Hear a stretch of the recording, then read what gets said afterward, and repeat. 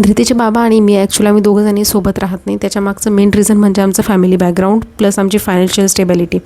आमचं family background असं काही नाही आहे की जिथे आम्ही कोणाची हेल्प घेऊन दोघेजणी इंडियामध्ये जॉब करू शकू. सो ह्यामुळे आम्ही दोघंजणी डिसाईड केलं की मी माझा जॉब क्विट करेन, मी धृतीला सांभाळेन आणि तिचे पप्पा त्यांचा जॉब कंटिन्यू करतील. तर यामध्ये असं काही होत नाही की अच्छा ठीक आहे तिच्या वडिलांचं तिच्यावरती काही प्रेम नसेल, कारण की तो माणूस दिवसातून किती वेळेस तिला फोन करून तिच्याशी बोलतो हे मला माहिती आहे. यामध्ये लिटरली आम्हाला लोकांचे कमेंट्स असे येतात की मुलगी लहान आहे, आईवडिलांनी दोघांनी सोबत राहायला हवं आणि मुलीला बापाचं प्रेम इम्पॉर्टंट आहे. I can understand all that thing. आणि मला असं वाटतं इन फ्युचर माझी मुलगी पण ह्या गोष्टी नक्कीच अंडरस्टँड करून घेऊ शकते का तिच्या आईवडिलांनी हा डिसिजन का घेतला होता. मला उद्या ते आईवडील बनायचं नाही जिथे माझ्या मुलीला एखाद्या गोष्टीची गरज पडेल आणि मी तिला ते म्हणेन की नाही बाळा आपण हे करू शकत नाही, कारण की मला तिच्या शिक्षणासाठी, तिच्या एज्युकेशनसाठी, तिच्या करिअरसाठी मला तिला सगळं द्यायचं आहे, कारण की माझ्या मुलीला मला इंडिपेंडेंट बनवायचं आहे.